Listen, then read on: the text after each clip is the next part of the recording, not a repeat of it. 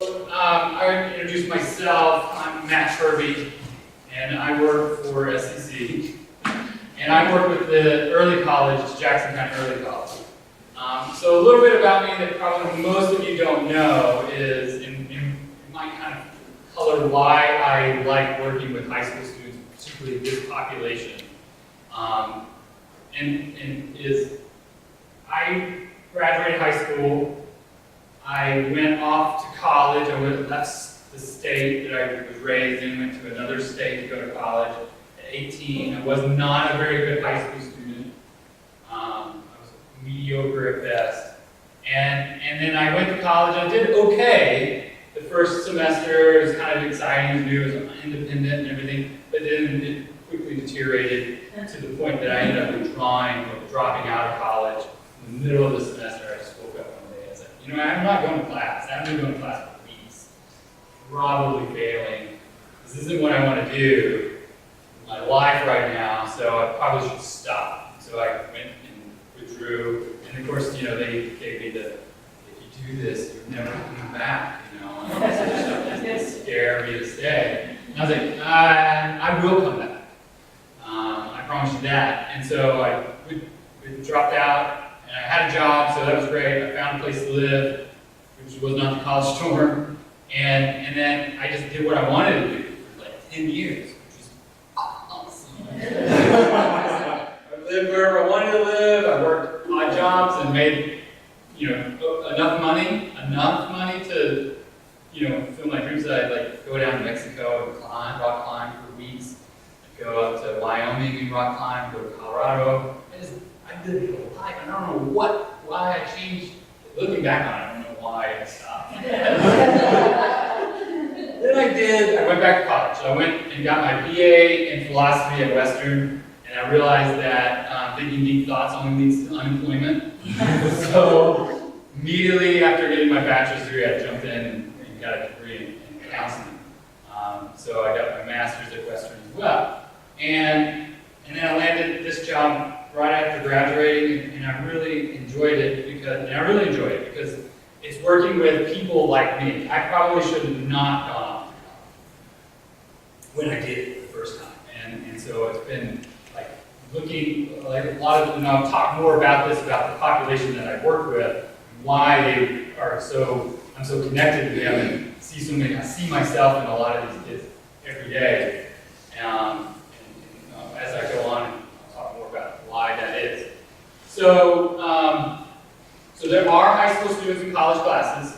There's probably, I work with the Jackson County Early College, and we have about 140 students. And so that's a small piece of the amount of high school age students that are enrolled at SEC. Because then you have Macon, which has slightly more than we do. I think there tends to be around 170. And then we have Blue Ridge Early College, which tends to have about 20 to 30 students. They're a smaller school. And then there's Career and College Promise, which makes up a huge part because that's Macon, Swain, Jackson County high school age students that are in a traditional high school that are taking college classes. And then you have homeschool students. And I think that covers all the categories of high school age students in college classes. And then the other thing is like, so because the economy's improved and we don't see, at SEC, we don't see the enrollments of, you know, career changers, so adults who've been out in the workforce for a while coming back to college. That's kind of, we still see some of that, but it's not at the numbers that we were seeing. So a lot of our students that are adult students or traditional college students are recently graduated high school students. So there's not much difference between a recently graduated high school student and an 18-year-old high school student. Wait, is that right? Is that recently graduated high school? Yeah. So there's not much difference in some ways. They might be more prepared in taking on responsibility because there's that societal kind of initiative that you're now an adult. You're 18 years old, you get a razor blade. If you're male, you get a razor blade from the Selective Service, or actually you get it from Gillette, but thank you for Selective Service. And then anyways, and then you're kind of like you're on your own, and so they're really developmentally, they're not much different. So I want to talk about like how does early college, Jackson County early college, how do we pick our students? So how do we get the students that come in? Because I think there's probably like the behind the closed doors, all the things that go on in early college, and what we are and what we do is probably a mystery. Like some of you may know, like some of the ins and outs of what we do and what we have to offer and how we support students and kind of the philosophical background of why early college exists. And you could even argue that the philosophical background for why early colleges exist and why we have high school students, that it all relates, why we have all these high school students in college classes.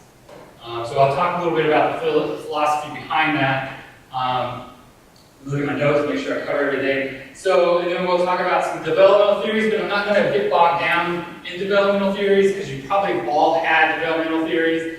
You all probably remember some level of Piaget, he seems to be the big guy that everybody talks about. And then, so kind of like talk about how we support our students, and we talk about how early college supports students, and then talk about how SEC supports students, because I don't think the SEC necessarily distinguishes between high school and college age or college enrolled, but the support systems are all the same. So what are those that we have? And then there's the additional piece of like getting the high school involved, or the high school staff involved in how they can help. Kind of try to talk about what we do up the hill and how it kind of maybe relates to how some of the other early colleges handle students and or even high schools handle their students.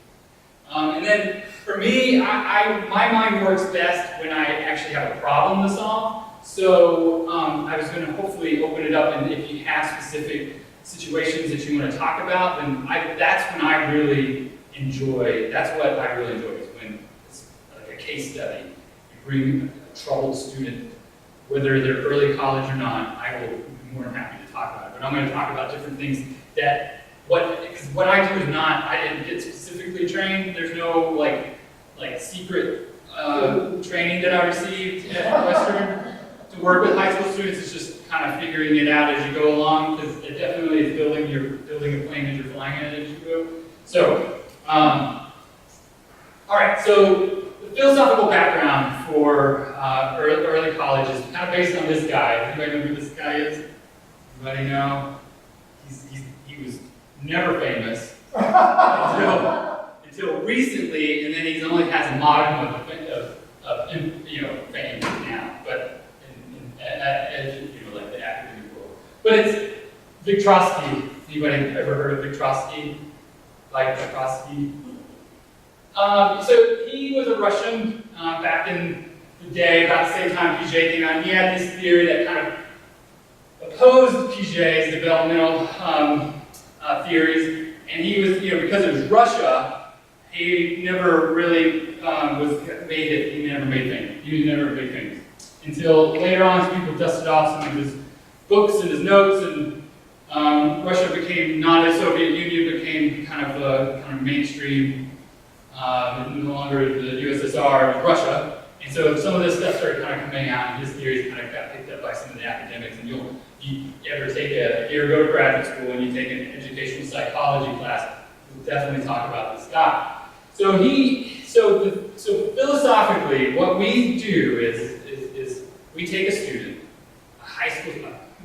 We take a student who recently just graduated from 8th grade, okay? And keep in mind, in Jackson County, all the middle schools are K-8s. So there's a K model to this. So most likely, the student that we bring in never left that school. So they started in kindergarten, they finished in 8th grade, and then go off to high school. And I like the K-8 model. With all things, there's some maybe less favorable outcomes. So, and one of those is that they know everybody. I mean, like they are known. Every single teacher in that school knows that kid. Every single administrator, every single principal, because even if there's 900 kids, they are there for 8 years, 9 years. and they build that relationship, and then it becomes like this communal kind of like taking care of those kids. So they're, I don't want to sit there and say that they're coddled or they're handheld or they baby them. But I will say that because I just did it. But they tend to come to us with having most of their stuff done for them by the parent or by the school system. So the school system, because it's such a strong community, is not doing it to baby them or to coddle them. They're doing it because that's the nature of the community. So when they come to us, they are in for a rude awakening. Because now you're like, now it's all on you.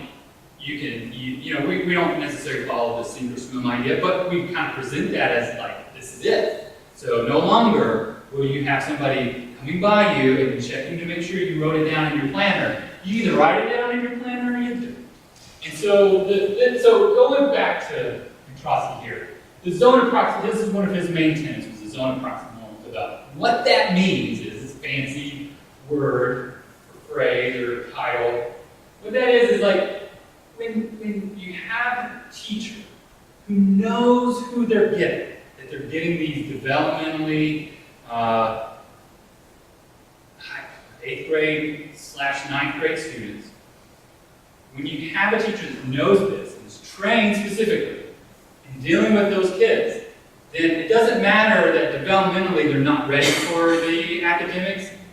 That scaffolding that we'll put into place is going to kind of shore up their developmental deficiencies for the academics. Not that they're developmentally deficient, it's just where they are developmentally are not ready for college class, right? Because what does it take to be a college student? What is like probably the number one thing every college student should do really well but probably doesn't? Time and accountability, really responsible, all these, well, okay, so just a minute. So I just described what student we're attracting, right? Because we go out and actively recruit these kids. That they are developmentally where they should be.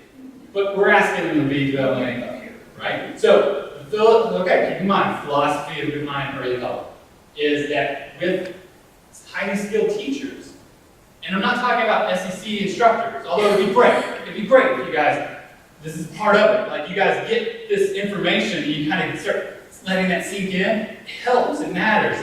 I don't expect you to start going to high school, early college, professional development, so that way you can become, practitioner of Petrosky. But understanding that what our mindset is and what we do is helpful. So we can put in place all these different scaffolding measures that help kind of shore up where they are developmentally to get them up to where they're going. Because academically, what they're going to be learning on the college side, they're good for it. Like they tend to be. I mean, we definitely do have a small group of students that tend to academically struggle. Like they're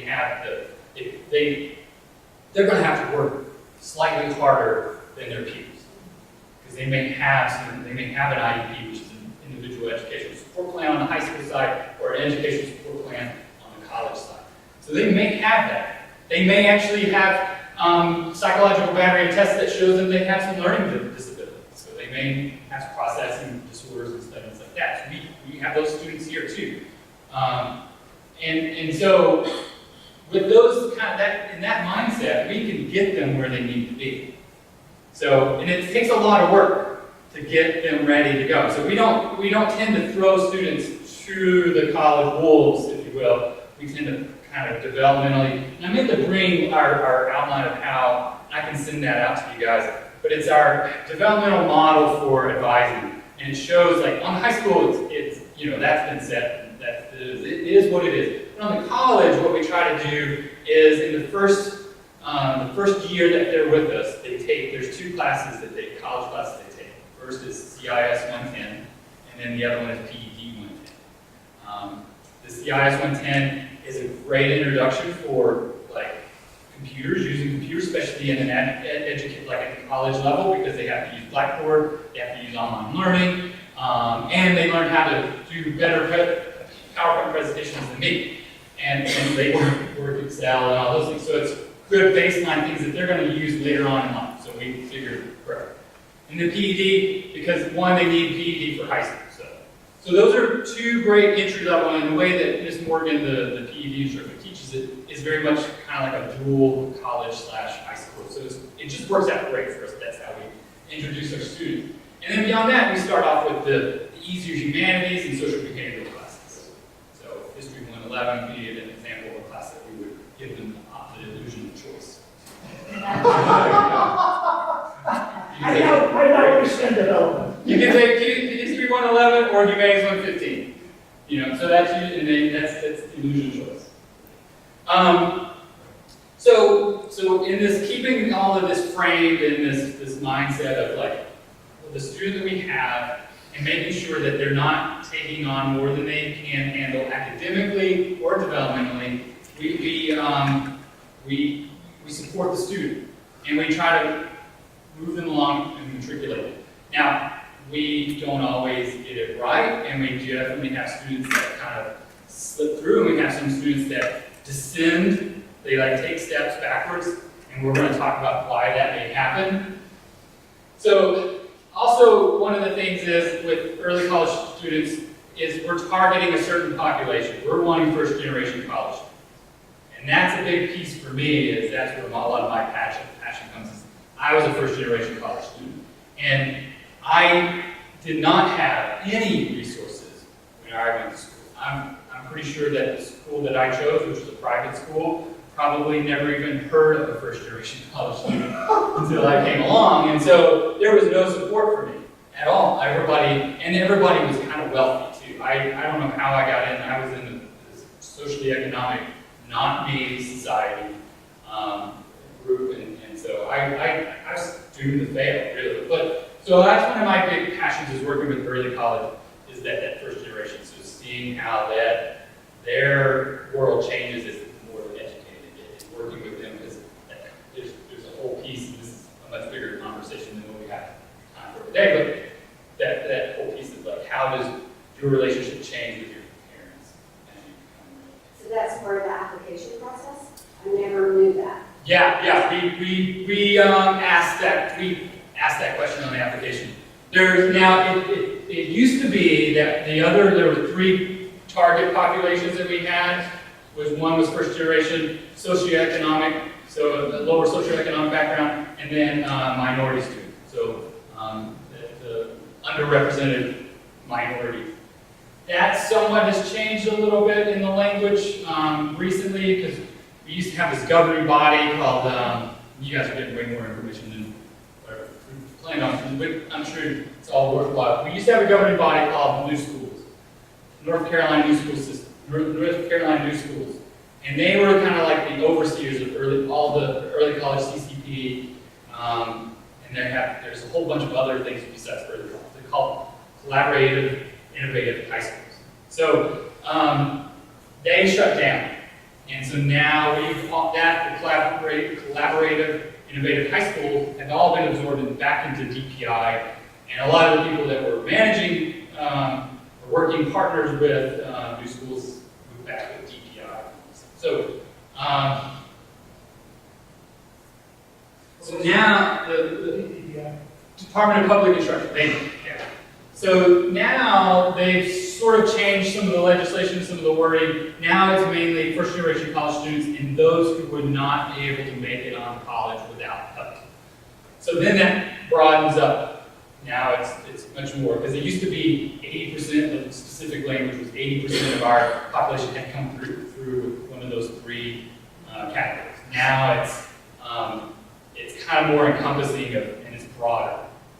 So we'll see how that plays out as we change along. So one of the other philosophical things that we kind of acknowledge as part of the early college mindset is that language and thought. And what that means is that, and I think I can illustrate this, I see this happen all the time with my son, he's 5, is that your cognitive thought process, the ability to think, is way more advanced than your ability to speak.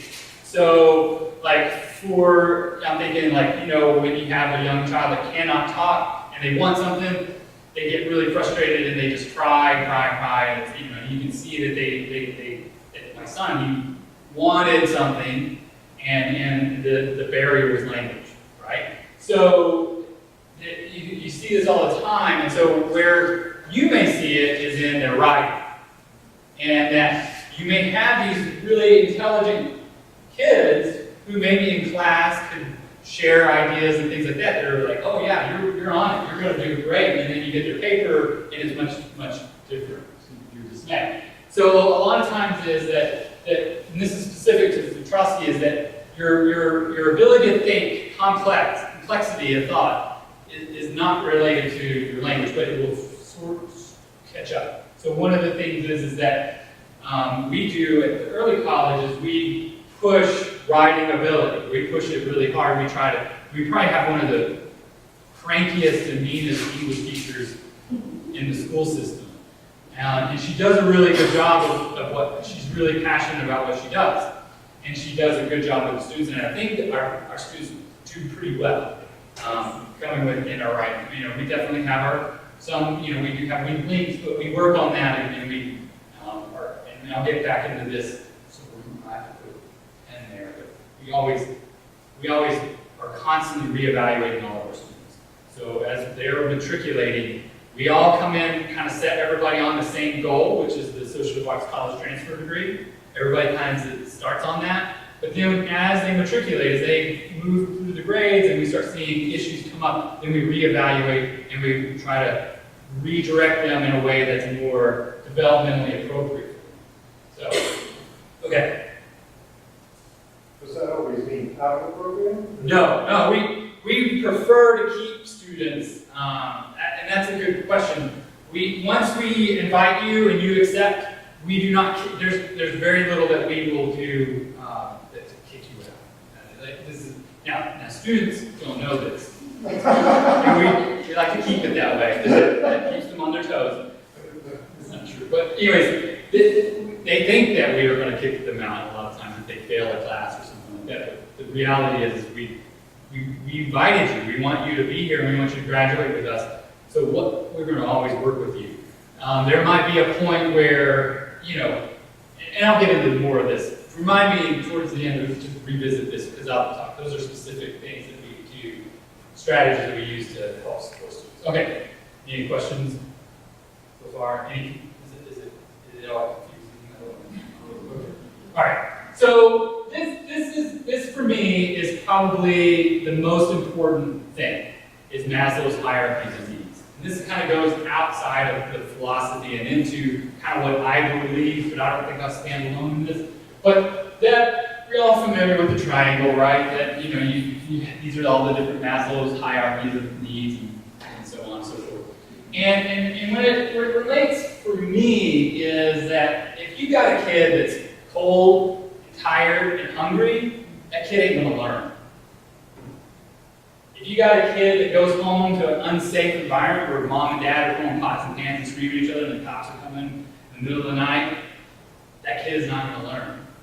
If that kid doesn't feel a sense of belonging in the school or at home or with his or her friends, that kid is not gonna learn. So one of the things, so being understanding that the students that sit in front of your class, and you guys are all probably aware of that there is life going on in their world. And sometimes education, we all know that education is your way out, right? If you have a kid that's coming from poverty, generational poverty, man, education is liberating, right? We all know that. And you can sit there and tell them, this is the way out, okay? You want to get out of the trailer that you live, you want to get out of your parents' house where they're yelling and screaming and beating each other every day? This is it. Get a college degree, go on. Get a career in something and go, move, get out. We know that, right? But there's so many compounding things that go into all of those, that making that leap is, and I'll go, and trust me, I'll go into some philosophy here, but Soren Kierkegaard was a famous philosopher, and he talked about the leap of faith, right? To make that leap of faith is easy for us to talk about, right? Oh oh, you just got to do it, you know, you just got to commit, you got to take your notes and study. But for someone in that situation who's dealing not even outside of the first one, who's coming to your class, that is it's sort of kind of falling on deaf ears. So now, does that mean that you need to invite them to come live with you and cook them meals and provide them with safety and security and all of that? You know, I would advise it, you know, but we tend to know these kids, and we tend to try to work with them and support them as much as we can. And we try not to give them more than what they can handle in any one semester. And it's unfortunate we occasionally have homeless kids in our program. We have one right now, one that I can think of for sure. And it's usually when the kid leaves the home, it's usually a rough. That's usually where it becomes survival, and it becomes us trying to do the best we can to get them to high school. And it's going to be much college credit. If we can get them to college, a certificate or a degree, oh, then victory. But for the most part, usually when a kid comes in my office and says, I just been kicked out of my parents' house, it's a much different, it's a lot of shifting gears. So for me, I really think about this when working with the students that I work with. And not every student is, most of our students, 80% I would say, are somewhere in taking, their psychological needs are taken care of, for the most part. For them, what they need developmentally at that age, they're pretty healthy. About 80%, I would say. And then it's about 20% is in a different category. And then we probably have a much smaller percent that's in the lower two categories, or basic needs. So, so that's just something to be aware of. You know, as far as like, you know, if you have like, I guess this is kind of jumping a little bit, but if you're ever having a hard time with a student, you can't understand why they're not turning in their assignments, they're not doing the work, we'll talk about it later, but always let us know your concerns, and because that's what we thrive on, and we love to help. And then I'm going to talk about, because I'm talking a lot about my students, but there are resources and there are ways that help support other students too. Maybe they're just from smoking out of high school. So one thing I always try to strive with when I kind of give these talks is about making sure that understanding where people are coming from. I used to work at Cully Valley, and I was a teacher there who just could not understand why this one particular student didn't do his homework. Why didn't he do his homework? And like this was an ongoing conversation, like every day. She said, why doesn't he just needs to do his homework? I said, well, is it possible that you could give him time in class? No, he needs to do his homework at home. I'm like, okay, let me explain it. This kid goes home to a house that is drafty. It has dirt on the floor because they're raising coon dogs, and they just feel like the coon dogs need to live in the house with them. And mom and dad fight all the time. Cops are probably there right now, and were there earlier this evening. And I'm pretty sure he has to dodge flying objects. And this is every night. And so, would it be possible for you to do your homework in such situations? And she's like, no. She's like, is that for real? I'm like, yes, it is for real. And so she's like, okay. And so she gave him a pass. But it took that conversation I had to disclose some of the realities of this poor kid faced. Anybody have any questions or anything so far about anything we're going? All right. So I'm going to talk a little bit. We're kind of familiar with PJ probably. He's so French there. Really, I don't know how much time I want to spend on this. I don't really want to spend too much time, but I certainly can spend some time on it if you guys want a refresher on get Nancy Wilson in here. She probably do a much better job than I. But keep in mind that most of our students are coming to us around here. They're able to do a lot of the abstract stuff. the issue may be that they can do the abstract thought and logical thought, but there may be some deficiencies in language, which is pretty typical. I'd say it's probably a geographical thing that we do have a lot of students that come to us with some language barriers, not because they're ESL or English as a second language, but because they just maybe have some developmental delays. All right, so this is all about the JC support system. So, and this is not on what basically pictures of all the different that work. But and if you don't know these people, I introduce you to you. So, but basically, all these people exist at the at high schools. So this right here is Brandon. Does this have a pointer on it? The middle. Yes, that's Brandon Pendergast. He teaches history. That's Mr. Dale Galloway. He teaches math. That's Denise Sandiger. She's the school counselor, and every school has a school counselor. I hope. That's Connie Green. She does the lab. She's our lab person. She works in the computer lab and helps students with their online classes and everything. This is Gloria Painter. She's our science teacher. That's our English teacher. She is Inga Sutton. And this is Shannon Woodring. She is our administrative assistant, data manager, everything. She does everything.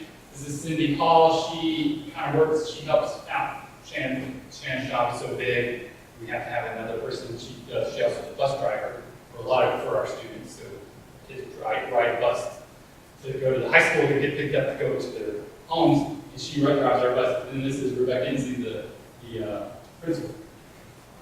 And so pretty much these roles exist at the traditional schools.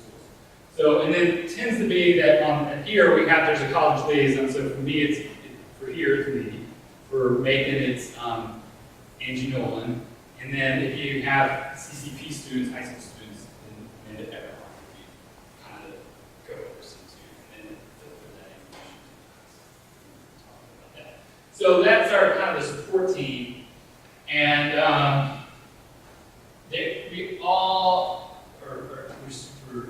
we're all so it's nice to have a small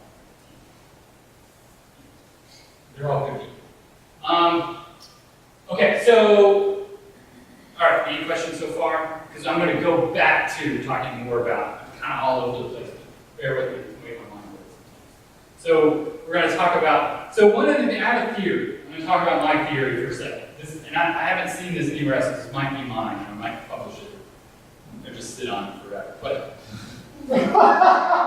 I have a theory that students, when they come into your class, they have a construct of you, the instructors, and you, the librarians. And so they have an idea of who you are and what to expect from you before they even meet you. And I have to think about it as what generation these kids are first. Because this could just be generational and it could shift. Although it just depends. But I believe that the teenagers that come to your class see you as Professor Snape because they grew up reading Harry Potter, and that was their primary source for going off to a school where you had somebody like a professor. So, and we all know that this guy is scary, right? So wants to be the dark arts teacher, but never can quite be there, right? He turns out to be a good guy at the end of school. But but he's scary. Like to Harry, he's this mean guy. So, and then you have Professor McGonagall. So, and then you have Gianni, it's kind of weird. Dumbledore. So this is where I think that, so when a student comes to me and they say, I have a problem with history, I want to drop history, because that's immediately where they go. They just want to go and drop it. I pick on you a whole lot. I'm scared. I know. They immediately, they're like, well, have you talked to Mr. Hibbenson? You might talk to him. Why would I do that? For me, he's this guy, like he's don't really think that the conclusion is fair. It's start aggressive. Pretty interesting. You probably you just preserve the construct, you know. But that's how they see you, right? That's if my theory is correct, because it could be wrong. But if that's true, they do see you. They have this like social, what's the pop culture view of you? What do you do? How do you overcome these icons of fiction?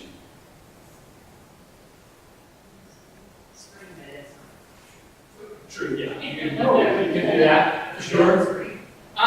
Well, so one thing is that, you know, you have us, but you have us. For our students, you have us. You have me, and you have the Jackson County Early College staff. But then you have all these other high school students. You have recently graduated high school students, and they're going to come in here with this construct of you. So how do you kind of demystify that? And for me, the answer to this, I don't have an answer, but I think the answer comes down to an individual. Like being aware, one, that they think of you in a certain way, that is a pop culture kind of negative, right? That knowing that's going to change a lot of things for you and how you interact with the students. And maybe when you say, see me after class, that look of panic I probably have that, whether it has construct or not, but that look of panic and just worry might have something to do. So thinking in terms of another way of, like, how do you ask the student to stay after class without striking fear into their utter being? So for me, I guess this is the answer, but what this looks like is up to you. It's all about relationships. You know, there's never, like, have you ever been, like, walking in Walmart or something, and somebody comes up to you and gives you criticism? Like, it's never personally happened to me, but I'm always afraid that somebody's going to tell me that how my parenting style is horrible. But, like, some total stranger comes up to you and says, you shouldn't do that. You shouldn't tell your kid that, or something like that, right? So, but how imagine that. How would you respond to this person? Like, who the heck are you coming up to me? It's because they don't have a relationship with it. But it's like, say, I'm trying to think of somebody, pillar in the community for me, somebody that's a very close fan of named Jan. If she came up to me and said, hey, you probably shouldn't say that to your kid. I don't know what I'm saying to my kid that she would say, but anyway, I would have a much different response if Jan told me. Then, because Jan's raised two amazing boys, and she's a dear friend of mine, and she's a sage in my mind, than some stranger in Walmart telling me that what I should or shouldn't do with my kid. I'd be like, you need to back off. So it comes down to, if you want to support students, you got to have the relationship. And that's going to be very true for this age, this age of students, is that, because you got to think about, where are they coming from? They're teenagers, so peer relationships are the most important thing in the world, right? Mom and dad, it's this great shift, and I love to watch parents struggle with this, because they, for so long, have been the experts, right? Mom and dad, what should I do? Mom and dad, should I do soccer or should I do tennis? What should I? And what mom and dad says is like, they're legal. And that is no more. And so it's now what their friends are saying, what their friends are doing. And you don't get, as a parent, you never get a break from what their friends are doing or saying, because now they have social media and they have constant contact 24 hours a day, 7 days a week, as long as there's a signal or in Wi-Fi, right? So shut off your Wi-Fi. So they are always in contact, and they always know, and it's always going, it's going and going. And so that relationship is so strong for them. And so you have something to compete with, right? How you're going to build a relationship with that student. And keep in mind, this construct, just because you build a relationship with a student doesn't mean the construct's going away completely. I mean, because if we can think of Professor McGonagall, is kind of like a sort of a mother figure, although one could argue that the real mother figure is happy. But so, I think happy. Anyway, so you're gonna still have to compete with the pop culture construct. But what you do in building a relationship with them and competing with the social media and all that, and that doesn't mean that you should go get social media and become friends with these students on social media. I have a strict policy about that. And I have coworkers that are friends with students on social media, and I think that that's not the right way. But I think that there's this gap in mentoring of students. And that's kind of the role that I like to play as the mentoring guy, to try to get, especially the first generation college students, to try to get them moving forward. But, so you have to think about, like, if the answer is relationships, what kind of relationship do you want? What are you willing to do? What kind of relationship are you willing to have with the student to support them in their struggles? Because they're going to have struggles. And I think it's just, that to me is a big challenge. Because in this day and age, it's no longer the sink or swim mentality. We can't have that, right? For political reasons, for educational funding reasons, for whatever you agree or disagree with reasons that are out there, the sink or swim doesn't work. We have to show that it's success, right? And it's not, I don't see it as a bad thing, it's just, it is what it is, right? So we have to do what we have to do to help support students, because they all come in with a goal. I always like to make this analogy that, no student, or no kid ever goes to their parents and say, hey, mom, dad, I figured out what I want to do with my life. I want to be a drug user, and I want to live on the streets, and then die of an overdose, okay? Got it, that's what I'm going to do with my life. So nobody ever says that.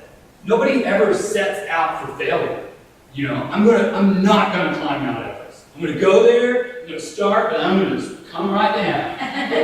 Nobody ever says those kinds of things, right? So when the kid comes into your class, whether they're a traditional high school student or a traditional college student, they came for a reason.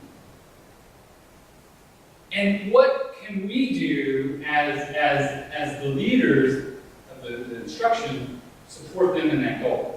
We can't control their life. We can't control what goes on when they leave our classrooms, right? When my students go home, to wherever they're going to go and do whatever it is they're going to do, I can't really control them, right? And nobody really can do that. They're on their own worst device in that sense. But what can we do to support students to be successful and help them achieve their goal? And so one thing that we do is we always try to be aware of their goals. What are they here to do? Like, what does it look like? What do they want to accomplish while they're here? And it's really funny. It's funny because we'll have them do their goals, and it's just like watching this developmental story unfold. You'll say, what do you want to do this week? Like in the beginning when they first come in, what do you want to do this week? And they'll set that goal.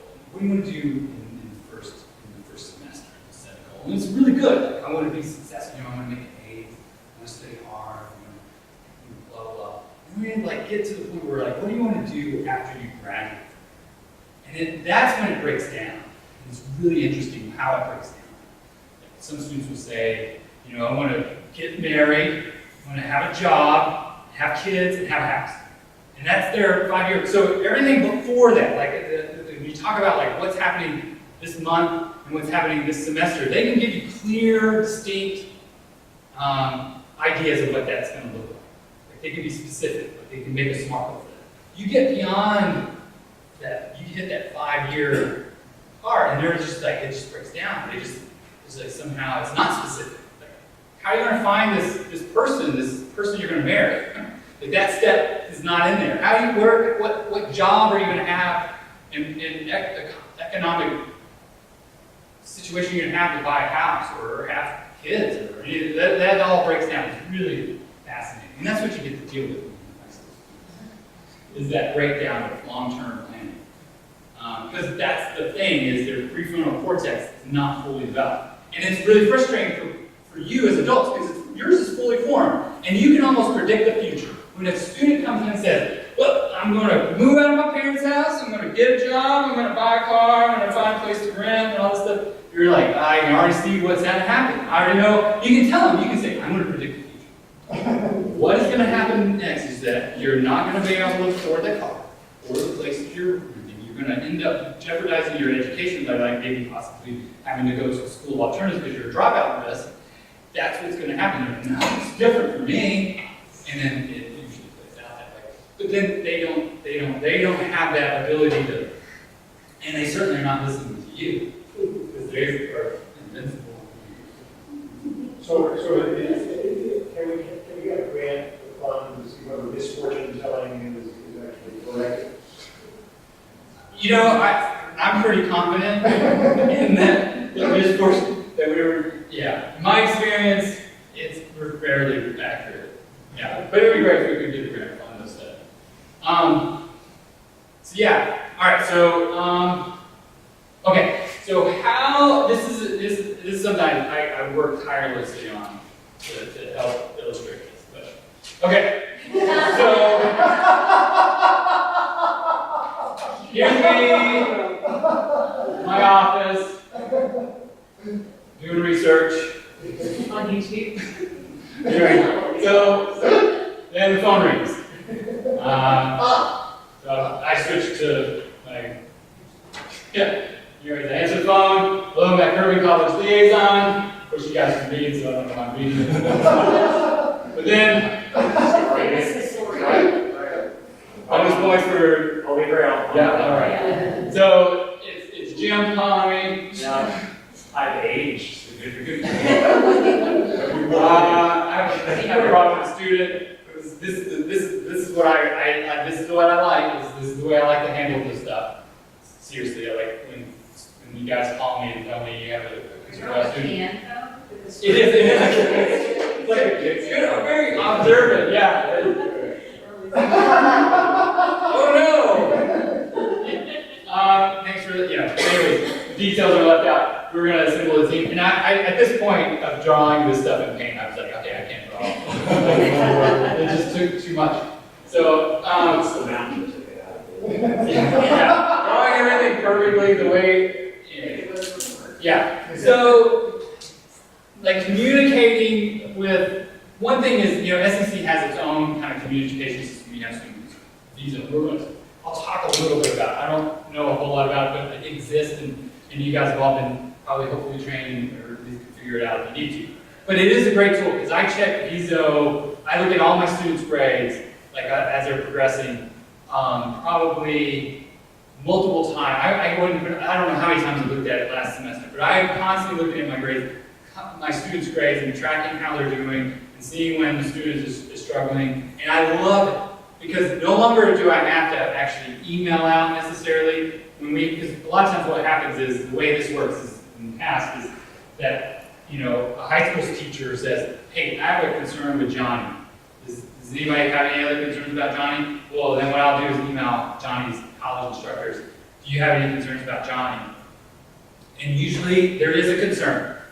He's not showing up, or he's not turning in assignments, or all of the above.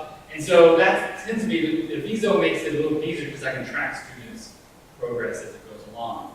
And I love that information using a VISO, Blackboard, or whatever. So I think one thing to take from this is that communication, filtering the communication to the powers that be to help support those students. Because the thing is like you guys are the teachers, right? You guys are standing up and teaching. You guys are working in the library or supporting students in that way, helping them work on research papers and things like that. And you may see things that are concerning to you, but there's a whole team. Remember we talked about the philosophical background of the early college, which is that the Trotsky and the zone of proximal development, all of that, we do that. So we're going to step in and we're going to start going, okay, maybe the scaffolding isn't so strong as we thought, or maybe there's some weaknesses in the scaffolding around the student, and we're going to work on building some of that stuff up. And so it's I can speak specifically of how we handle a student at the early college, but it's similar in scope at the other schools because the other schools are also aware that they're putting developmentally developmentally ready students into college classes. And that's there's going to need to be, there's some students who are going to need some more support than others. So communication is a big piece to this, letting us know that when a student is struggling. You don't have to go and friend them on Facebook and invite them to your house and things like that. We have all these different tools and experts that we can employ to help us.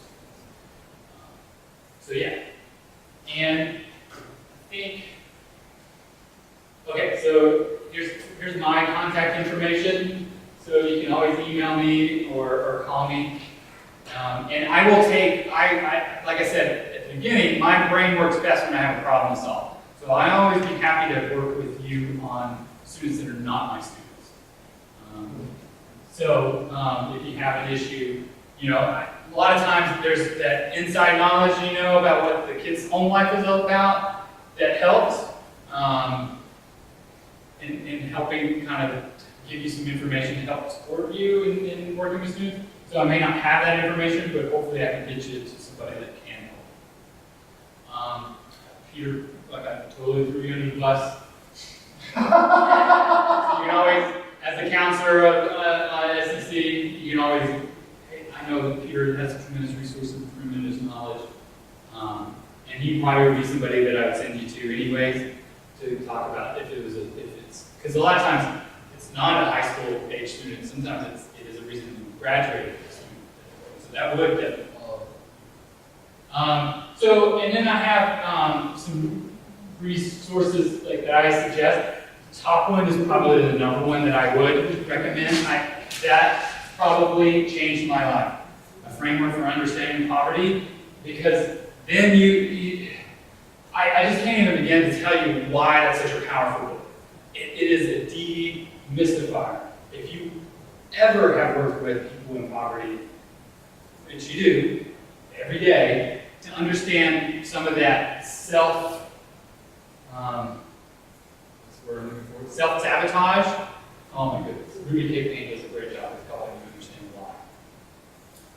So I would totally do that. Now, I don't agree necessarily with this push for books about millennials out right now, and we're about to phase out of our millennials. Our millennials are about to graduate and go on. Go on and be somebody else's problem. But that I don't really like the mindset of writing books and telling you what you need to do to adapt to millennials. You know, paradigms come from the bottom up. And I think we just took a wrong approach academically with talking about how like we, the workforce, and all of these things, we need to get ready for millennials. I didn't really like that mindset. I think the millennials need to adapt to what's coming, and then as they become a force to reckon with, they'll change the work environment because they're just, and there's more of them than there are baby boomers. Did you learn a new word here, juvenoia? And it's an awesome word, and it's a channel on YouTube. It's called Vsauce, and if you are not watching this channel, this guy is amazing and awesome. He does so many cool things, but he did this one on juvenoia, which is basically fear of the previous the generation that's coming. So it's all about this, like, you know, what's with these kids these days? You know, that he takes that phrase and he then breaks it down into this really interesting thing, and then he references this book, Everything Bad is Good for You. And it's all about, like, I wish he was talking about chocolate cake, but he's not. It's about how we're approaching pop culture. So, like, looking at things as, like, smart devices and how people spend a lot of time on their phone. He takes it a different approach to, so just, it's not on there because it's not, this Stephen Johnson's book is not on the same level as Ruby K. Payne. So I'm not saying you should go out and run out and buy this one because it's going to, or read this one because it's going to change your worldview dramatically like Ruby K. Payne. But it is an interesting argument that he makes about, like, looking at things through a different lens. Like, he proposes this moment where, what if we always had tablets, we always read on screens, and then these things called books came along? How would we critique it? And he flips it all on his head. He does a compare and turn on a lot of this technology and stuff. Video games, he talks a lot about video games and stuff like that, and how it's kind of this interesting flip on it. Anyway, so it's just kind of a fun thing. And then, like, so anybody have any questions or like have any challenging students that they've had or had? You're talking at the beginning about constructs and how the students have constructs or preconceived notions about us as instructors. And I think you're right. There's going to be so many things that can impact that. Whether you're a male or female instructor, is that they have any type of issues in their background, in their upbringing. They might be more comfortable with one gender versus another. And there are all kinds of things that impact, how they view us. I think for me, I found that as far as just kind of breaking the ice, it's the same thing really that you do with anyone. You share about yourself. Right. And I try to share consistently throughout the semester on 2 levels. I usually start with a brief biography at the beginning of each class, tell them a little bit of where I'm from and my background and my career and everything. But then I also throughout the semester try to share on 2 levels. The first level is just more hobbies, interests. Because I typically, we'll probably all in this room, you'll find that despite the generational differences, we probably have common ground. Common TV shows you like, or books, or movies, or sports interests, or personal hobbies and interests. And just sharing some of that, you'll probably be able to connect right there in that moment with a few students in the class. So sharing at that level, a lot of humor too can go along with that, because humor is always really good at kind of breaking the ice. And then just at a deeper level, so I also try to share at a deeper level. Not, obviously we're supposed to, we shouldn't. We share a lot of deeply personal things, but like, some things that might help some of them, so some good and bad things from my past, or kind of like you're able to make a connection with the students because of your background being first generation college graduate, the way you took, when you first went, you struggled, left, were gone for many years, came back. So just sharing at a deeper personal level, that can go a long way for really helping them start to view you. They'll still view you as they should, some amount of respect as kind of something else an expert in the field. But just on a personal level, that helps build their I try to do that consistently throughout the semester on those 2 levels in almost every class. And like it comes down to personal choices about how you build that relationship with those students and kind of make that connection that you're talking about. Because I would never say that the way that I build relationships with students is the same way that you or anyone else should.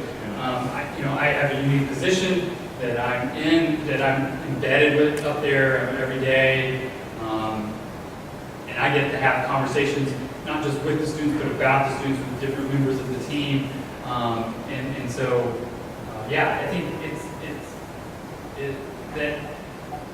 I think the challenge is that there's an expectation. One, you have the construct, and 2, you have this expectation that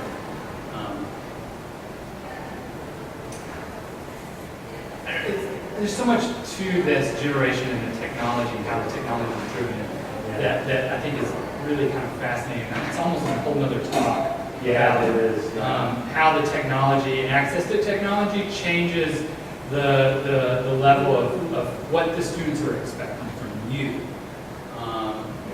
And I think it goes back to the previous reference of the what is bad for you is good for you. Kind of like looking at we can be curmudgeons and we can be I always want to say troglodytes, but it's not troglodytes, it's Luddites. We can be Luddites and kind of have this kind of anti-technology position. But I think that that probably is I think you've got to find yourself somewhere in the middle of things. I think there's if you find yourself on any extreme of the spectrum, then you kind of can get yourself into trouble. But finding yourself in the middle of having almost not a neutral, but a fairly positive and openness to technology, but also limiting like that idea of like how much power technology has.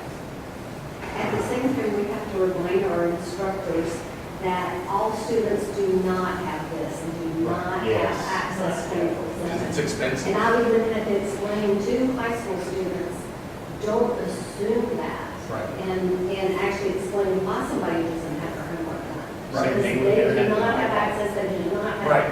the ability to stay after school, they do not have access to the library on the weekends. Right. So I get upset when Yeah. other people just assume everybody has that in their. Or having internet at home. Exactly. And so, yeah, and you know, and the other thing is just, you know, is that the students are very literal.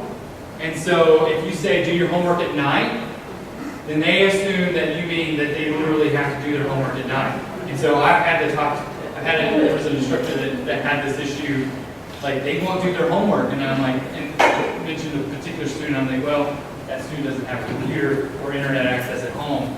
So change, instead of saying do your homework at night, do your homework before you leave this campus. You know, those kinds of things. I try to phrase it that so it's not so literal. Because they're so, like, it's almost like, are they being snarky? Do you really think, like they're so much clinging to literalness? Like it's like, are you just being a jerk, or are you serious? Do you just really think that when I say do it at night, then you mean that I really mean do it at night? Because for us, you know, when we hear that, you're like, yeah, you know, you do it anytime, you know, sometime get it done, right? But for them, it's like, I have to do this now. It's night. The sun is set. I don't have internet, and they don't even think in those terms of like I don't have internet. They said to do it at night, and I don't have internet at home or a computer. They don't even think of that. Like they don't have that. They don't have that ability. It's so foreign. Like I catch myself going, are you serious? You didn't think like do your homework here before you leave? Because I watched you fool around for 2 hours doing nothing. Like seriously? Like yeah, I have to check myself. I was like, okay, you gotta understand. Like do it at night doesn't mean literally do it at night. So I try to help the instructors like understand. Sometimes you can change some approach. It makes a difference. Well, thank you guys for coming. Appreciate it. Hopefully it was helpful. There's so much more I wanted to talk about, but you know, I can get carried away.